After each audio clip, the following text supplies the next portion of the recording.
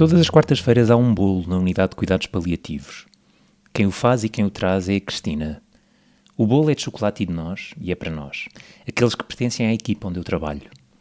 É assim há pelo menos 15 anos.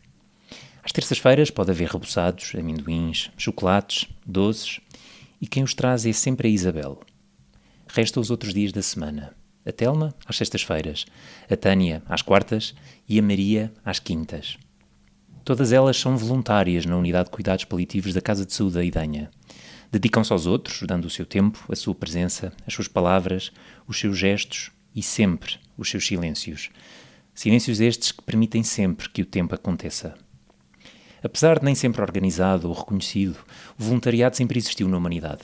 Talvez sejamos todos intrinsecamente voluntários, com maior ou menor disponibilidade para ajudar desinteressadamente o outro. Comovemos-nos por causas e movemos-nos por lutas e ideais. Seja como for, damos-nos aos outros porque precisamos que os outros sejam, para que nós sejamos também. Em cuidados paliativos, a presença de voluntários é recomendada e é sempre integrada nas equipas. Quase sempre os voluntários têm formação específica neste contexto perante as necessidades complexas das pessoas de quem cuidamos. E claro, para as equipas, a minha em particular, há sempre um grande ganho, os doces e os mimos que nos trazem. É talvez a forma que elas têm de cuidar de nós. Hoje recebo a Cristina e a Isabel, duas mulheres que muito admiro e que talvez saibam melhor do que ninguém porque é que precisamos dos outros para sermos nós. Olá a ambas, Isabel e Cristina. Muito obrigado por estarem aqui presentes neste lugar que também é vosso e, portanto, é com muito agrado que vos recebo aqui. E, portanto, antes de ser eu a introduzir-vos e a explicar há quanto tempo vos conheço, gostava de ouvir à vez quem são vocês, porque é que estão em voluntariado nos cuidados paliativos, quem são vocês no fundo? Posso começar. Eu sou a Isabel Félix, sou de Belas. Portanto, o meu conhecimento das Irmãs Hospitaleiras aconteceu desde sempre. Fui acompanhando o evoluir dos serviços que prestavam à comunidade e, em contexto profissional, tive conhecimento e conheci a unidade de cuidados paliativos ainda antes dela abrir. Portanto, conheço desde o início alguns elementos da equipa que sempre me acolheram, que sempre partilharam comigo objetivos, anseios, dificuldades e esta aproximação, esta empatia que surgiu espontaneamente tornou possível profissionalmente colocar estudantes meus junto da equipa de enfermagem e da equipa multidisciplinar da unidade e que contribuíram em muito para a formação de muitos elementos que são hoje enfermeiros, alguns na própria unidade. A minha contacto regular, muitas vezes bissemanal, com a unidade fez-me descobrir o muito que podia ser feito para lá do profissional formal. Conheci a Cristina enquanto voluntária, que durante muito tempo foi a única, mas também conheci muitos outros que infelizmente já não estão entre nós. A partir de certa altura a enfermeira-chefe começou-me a fazer o desafio, quando eu comecei a falar na minha aposentação, não podes deixar-nos. E eu disse, quando eu me aposentar, eu vou ser voluntária aqui na vossa unidade, nossa unidade. Nossa unidade, exatamente. Por isso, logo que isso aconteceu, eu vim. Muito bem. E aposentou-se só para fazer este contexto? Aposentei-me em novembro de 22. E aposentou-se sobretudo de enfermagem, não é? Faltava contextualizar isso. Sou enfermeira de formação base inicial. Trabalhei 11 anos no IPO de Lisboa e depois concorri para o ensino e trabalhei 32, 33 anos em escolas de enfermagem, sempre acompanhando estudantes da licenciatura em vários locais. Percorri quase todos os hospitais da área de Lisboa e também a Casa de Saúde da Idenha. Portanto, no fundo, sempre também aqui esta noção de ensinar os outros a ajudar os outros, não é? Não, e ajudar os outros, os estudantes, muito jovens, quando confrontados com contextos difíceis, com grande impacto, que precisam muito de uma mão que empurra e de uma mão que ampara, não é? Para poderem fazer eles o seu próprio caminho. Cristina. Olá, bom dia. Eu sou Cristina Mel Vieira, tenho 62 anos, sou casada, tenho 3 filhos e tenho 7 netos agora. Eu sou fisioterapeuta, trabalhei no Alcoitão e depois no Hospital da Cruz Vermelha, numa unidade que se chamava Unidade de Transplantação Renal. Foi aí que eu tive mais contacto com a dimensão, as outras dimensões da pessoa humana. E, portanto, não era só muito o trabalho físico, mas era mais o trabalho psicológico, social, emocional, relacional. E depois alguém me falou de cuidados paliativos, eu achei que fazia parte do meu percurso como profissional. Cuidados paliativos sempre foi uma coisa que me interessou e resolvi tirar com uma amiga aqui o curso de voluntariado há 15 anos. Pronto, e depois entrei na unidade, gostei imenso. Houve uma altura que eu já lhe disse que fiz o voluntariado entre a maternidade, que era o nascer, e o voluntariado nos cuidados paliativos, que era o morrer. Fez-me imenso sentido, eram 2 extremos, mas sempre se falava de vida. Pronto, depois na impossibilidade saí de Alfredo da Costa e continuei aqui na unidade. Foi um crescendo e tem sido um crescendo. É uma dádiva muito grande, é um grande privilégio pertencer a esta equipa e trabalhar em cuidados paliativos. Aqui fiz um percurso engraçado porque gostei tanto e estava tão contente com o que fazia que de repente resolvi tirar o mestrado. Pronto, Em cuidados paliativos. Em cuidados paliativos. E, portanto, agora sou uma voluntária com mestrado em cuidados paliativos. E fisioterapeuta. E fisioterapeuta. Que é uma coisa muito curiosa na nossa equipa, e falo em nós porque é de facto a nossa equipa, mas todos os voluntariados são da área da saúde. A Cristina, fisioterapeuta, a professora Isabel, professora de enfermagem, a Maria, psicóloga, a Telma, assistente social, a Tânia, não estou coaching. É coaching. É coach. Pegando nisto e nesta ideia de que os voluntários dão desinteressadamente e estão com os outros desinteressadamente a ajudá-los, pergunto-me, o que é que recebem das pessoas? Recebemos muito mais do que damos, isso não tenho a mínima das dúvidas. Nós damos o tempo, a simpatia, a atenção, o carinho, muitas vezes. Recebemos confidências, recebemos um toque especial no braço, à chegada ou à nossa despedida, e quando às vezes de uma semana para a outra uma das pessoas se lembra em que ponto da conversa ficámos para dar continuidade, ou que se lembra daquilo que fizemos na semana anterior, eu acho que isto é uma coisa quase que não se consegue explicar, sente-se. E a Cristina? Eu vou só acrescentar, porque a Isabel já disse quase tudo, mas eu acho que recebemos vida. Recebemos lições de vida, dos doentes, da família, e recebemos relação com o outro. Damos e recebemos. É engraçado, porque eu ao princípio ficava muito aflita e muito assustada e cheia de medo de como é que me conseguiria dar com os doentes e como é que conseguiria comunicar com os doentes, se lhes tocava, se lhes falava, o que é que falava e que conversa é que tinha, e aos poucos comecei a perceber que eu acho que isso são lições de vida, a importância do silêncio e do aprender a construir frases e a importância de ser simples, e portanto eu acho que damos, mas recebemos imenso, muito mais recebemos do que damos. O que é que assustava no início, quando falou desses primeiros medos e receios? O que é que assustava de estar com uma pessoa que estava numa fase muito avançada da doença? Que medo é que havia antes de estarem paliativos? Assustava-me meter gafes, ou fazer argoladas, ou dizer frases disparatadas, ou coisas que prejudicassem o doente e que fossem pouco simpáticas, ou que os pusesse a pensar em coisas que eles não queriam. Essencialmente era fazer argoladas mesmo. Aos poucos a pessoa aprende que é importante aos poucos ir falando. No fundo, nós somos todos confrontados com a nossa finitude, mas o doente é que está mais próximo da finitude. Não quer dizer que a pessoa não saia daqui e morra atropelado, não interessa, não é isso, não é por aí. Mas o outro, que está aqui à minha frente, esse sim vê-se confrontado com a sua finitude. E, portanto, ele tem o direito, se quiser falar, eu falo. Se ele não quiser falar, eu não falo.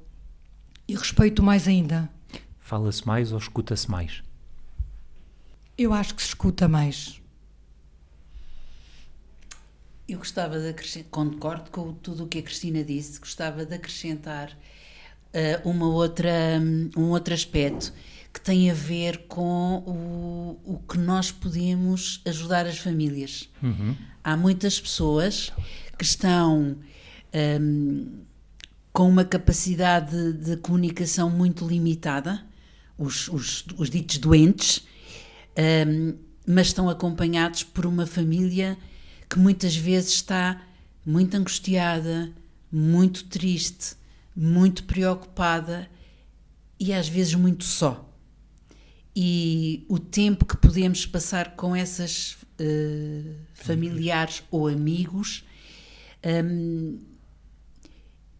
eu sinto que pode ser uma gota d'água, mas naquela meia hora, naqueles 40 minutos, a nossa disponibilidade de sentar pedindo autorização, de sentar, de olhar e depois, quando temos algum treino, de adequarmos a nossa postura corporal de aproximação e de abertura, eu tenho tido o privilégio de conseguir falar muito com familiares que estavam muito angustiados e no fim, às vezes não é dito, mas eu percebo que os ombros estão mais descontraídos, que a respiração está mais regular e que sentem, por exemplo, a vontade de se levantarem e me darem ou um abraço ou um aperto de mão e me virem trazer à porta do quarto. Aquela noção que disse há pouco, recebe mais do que aquilo que dá. Exatamente. Também peço muitas vezes conselho aos enfermeiros que estão, o que é que será mais adequado, o que é que se passou com aquela pessoa, com aquela família, pode ser o mais sensato não intervir naquele dia. Agora, eu acho que há muitos familiares que passam horas muito difíceis junto dos seus entes queridos e que gostam muito de ter alguém que os ouça a contar a história, como é que chegaram até aqui. E que muitas das vezes vêm de lugares muito difíceis, não é? E de com experiências muito difíceis, sim. E isso eu acho que nós também podemos fazer alguma diferença. Deixe-me só acrescentar uma coisa. Há uma coisa que eu acho que aqui é muito engraçado, que é o doente e a família são sempre pessoas muito vulneráveis e muito frágeis. Mas nós também somos. Nós profissionais do voluntariado ou voluntárias também somos. E aqui existe uma coisa que é muito enriquecedora e que é maravilhosa, que é o trabalho de equipa. Nenhuma de nós voluntárias entra no serviço e vai direto a uma enfermeira que lhe passa ao serviço e que lhe passa exatamente o estado dos doentes, com quem pode falar ou com quem pode visitar. E muitas das vezes, qual será a intervenção, quando há assim mais problemas, qual será a intervenção mais adequada. E, portanto, o nosso trabalho só se consegue através de uma equipa, porque isso é a coisa mais essencial, é nós depois também sabermos o que é que vamos fazer. Eu sou mais de falar, toda a gente na unidade me conhece, eu sou muito mais de falar do que estar calada. Há bocado perguntava-me, mas a pessoa aprende muito a escutar e também aprende como é que fala. Apesar de eu falar muito, também sei ver se o doente quer conversa ou se não quer.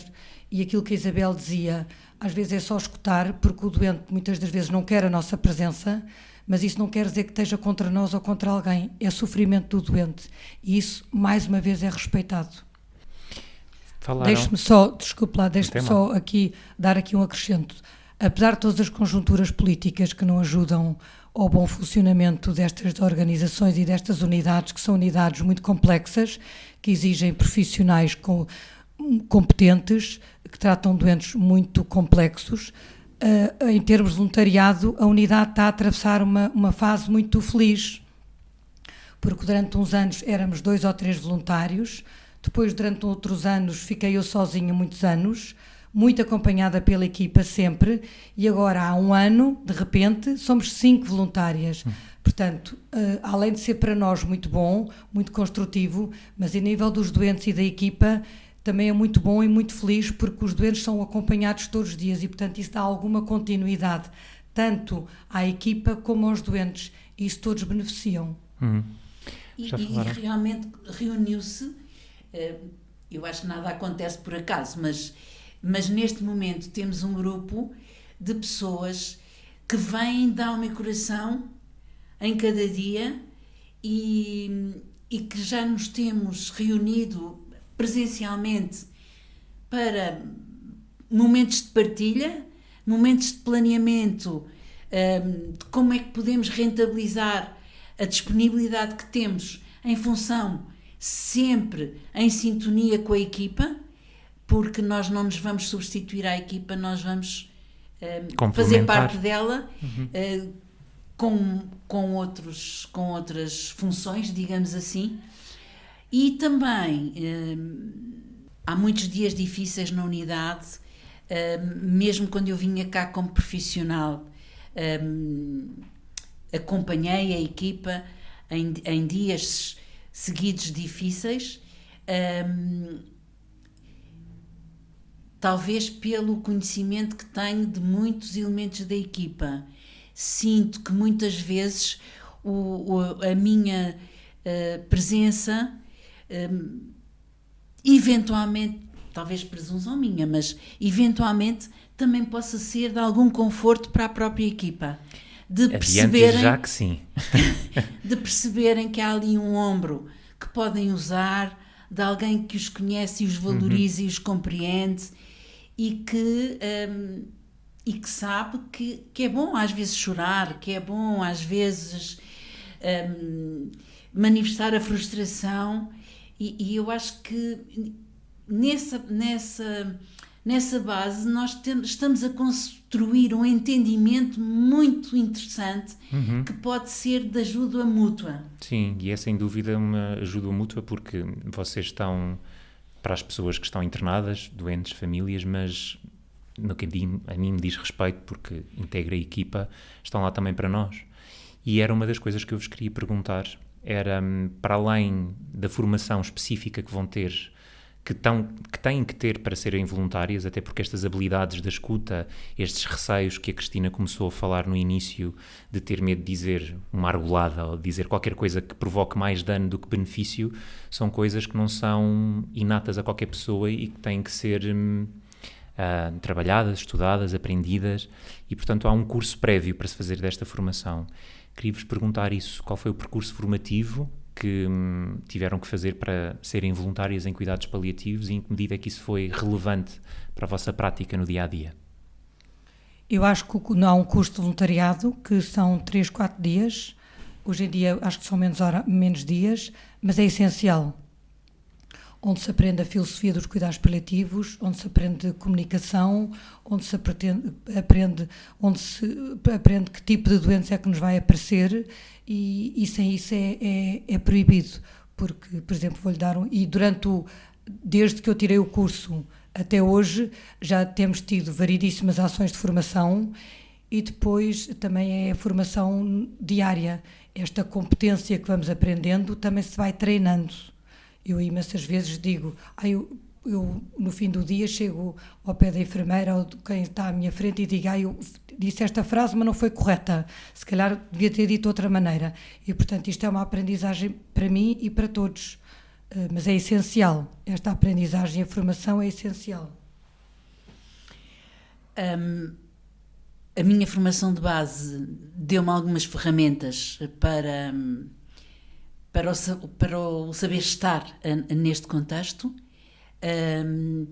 Na escola onde trabalhei, quando organizámos uma pós-graduação de enfermagem oncológica, foi quando eu, nas pesquisas que comecei a fazer, me dediquei mais em profundidade aos cuidados paliativos, e depois fiz o curso básico de cuidados paliativos aqui com a equipa, há uns anos.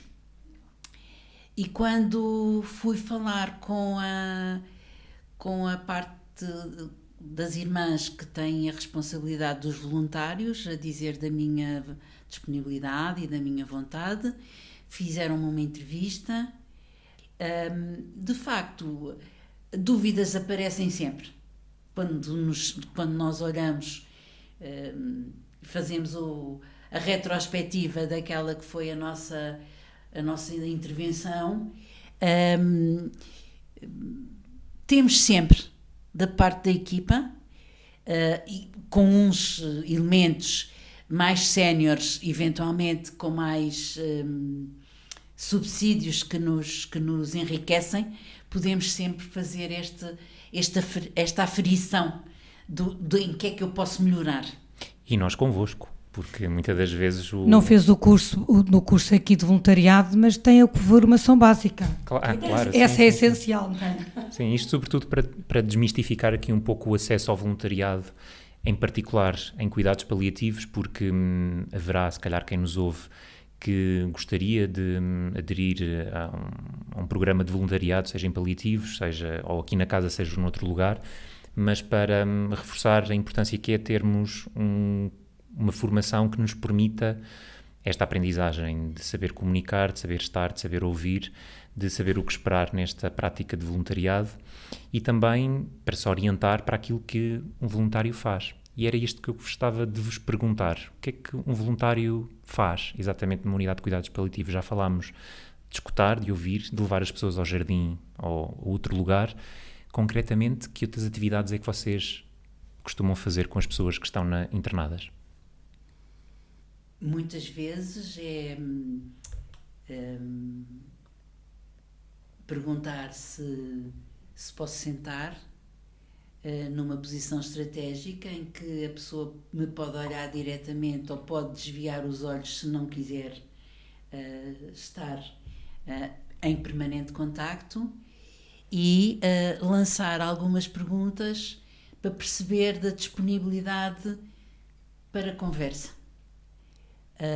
e depois escutar e perceber. Outras vezes pode passar por arrumar a mesa que está ao lado da cama porque está desarrumada e não estão as coisas, o telemóvel e a garrafa de água e os Kleenex que não estão no sítio certo. Outras vezes pode ser, não tenho bem a certeza que roupa é que tenho no armário, importa-se de ver. Pronto.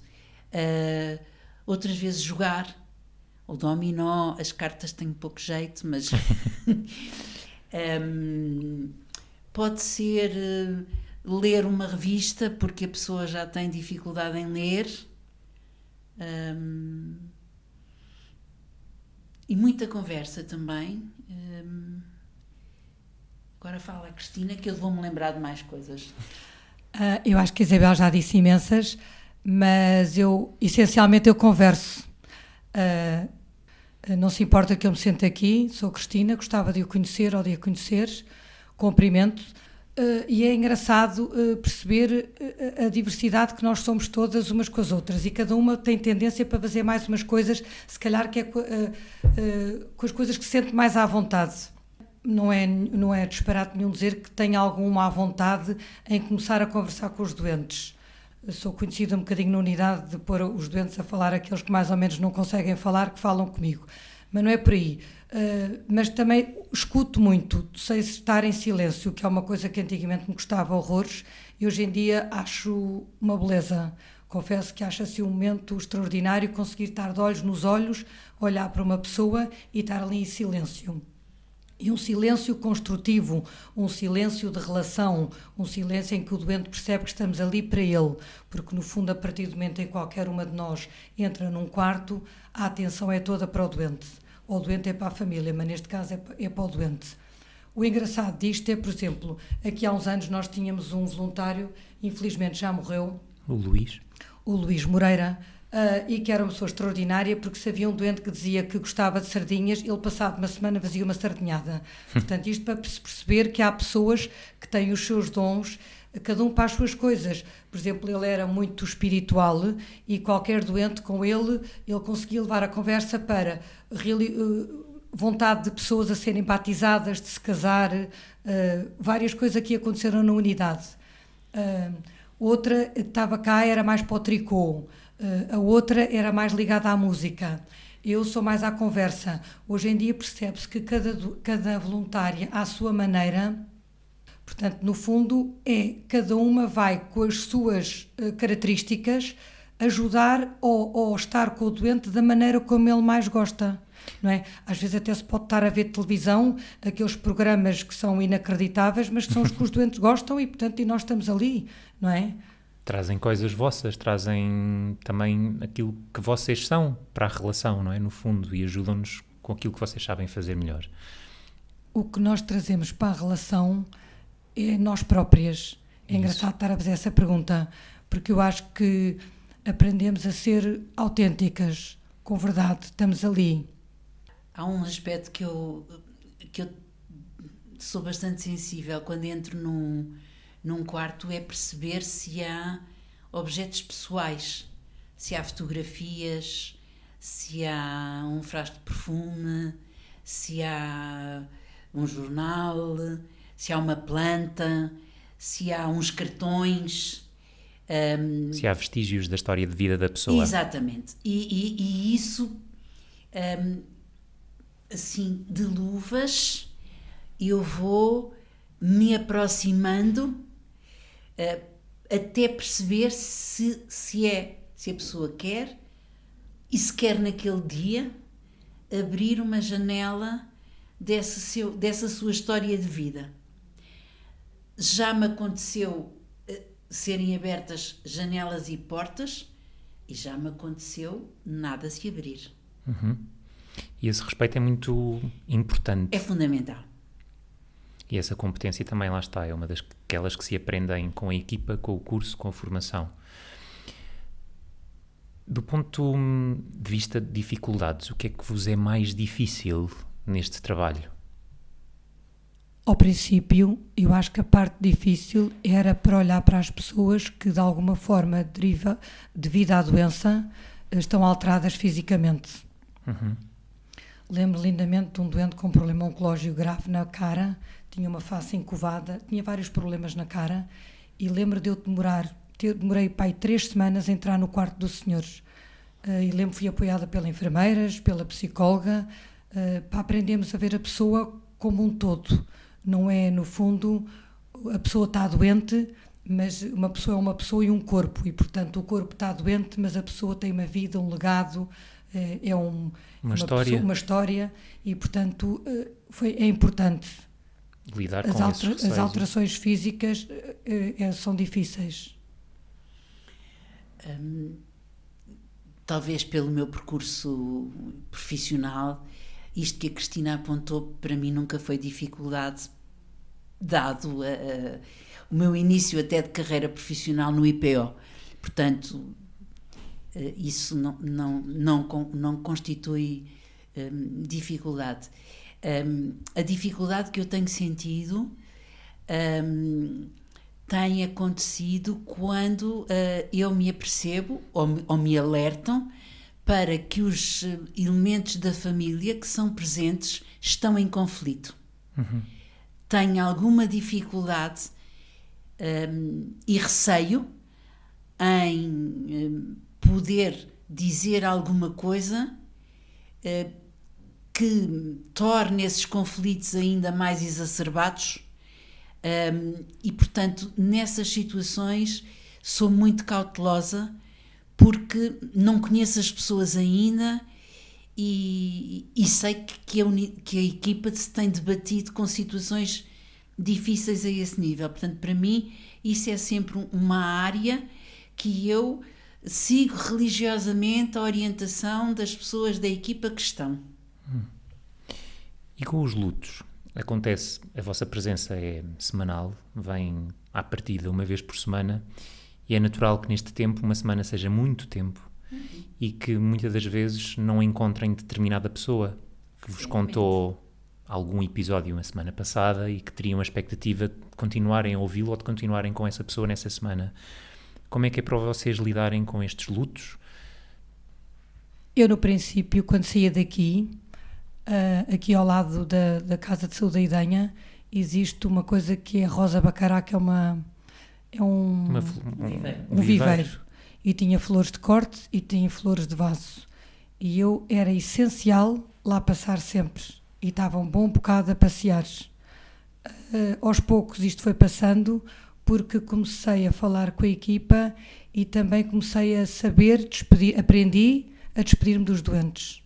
E normalmente, quando a pessoa tem relação, durante muitos meses que a pessoa consegue ter relação com o doente, quando há a possibilidade, também recebemos um telefonema da parte da equipa ou da unidade a dizer: este senhor ou esta senhora vai partir e nós temos tempo para cá vir se quisermos despedir do doente. E como é que são essas despedidas? Descanse em paz.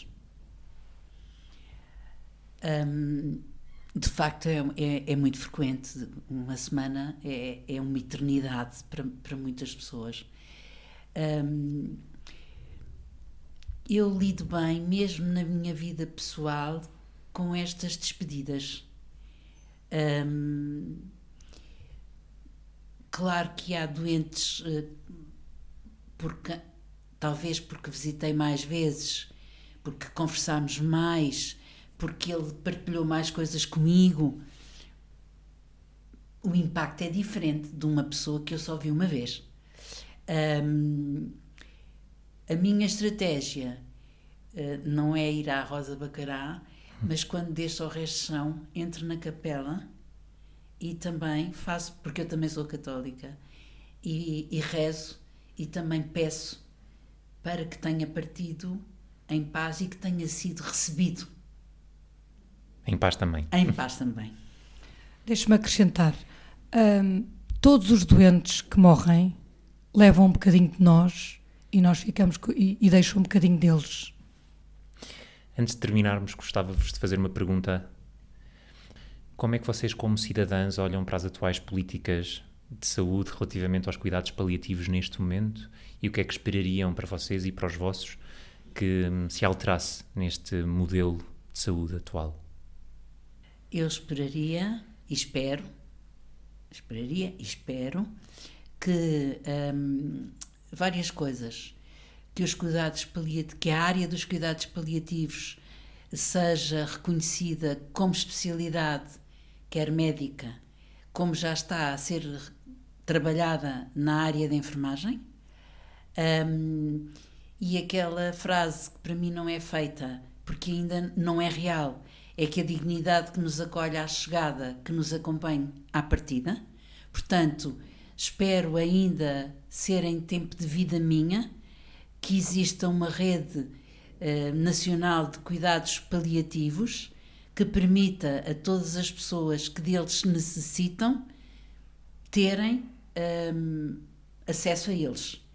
Não se é que seja tudo em unidades de internamento, tem que haver um investimento muito nas equipas que acompanham as pessoas na comunidade, que acompanham as famílias na comunidade, muito mais do que aquilo que existe hoje. De facto, eu acho que quando apareceu a Rede Nacional de Cuidados Continuados Integrados, foi uma lufada muito importante e um contributo muito importante para os recursos e a oferta para os cidadãos a necessitarem de cuidados. Neste momento eu acho que estagnou uma parte, mas eu espero e tenho confiança que não com a rapidez que era necessária, mas que isso vai acontecer. Até porque não nos podemos desligar da nossa realidade demográfica. Nós temos uma população envelhecidíssima. A última vez que consultei, por cada 100 jovens temos 180 idosos. Os idosos portugueses, e não só, têm alguns atributos que dispensariam, como seja a polipatologia, a polimedicação, A a dependência dependência. física. Portanto, tudo aponta para que haja cada vez mais necessidade dos cuidados paliativos. E os cuidados paliativos sem a ponte com o fim de vida, porque pode-se e deve-se intervir em cuidados paliativos destes estadios muito precoces, para que a vida que nos é dada a viver seja vivida com qualidade.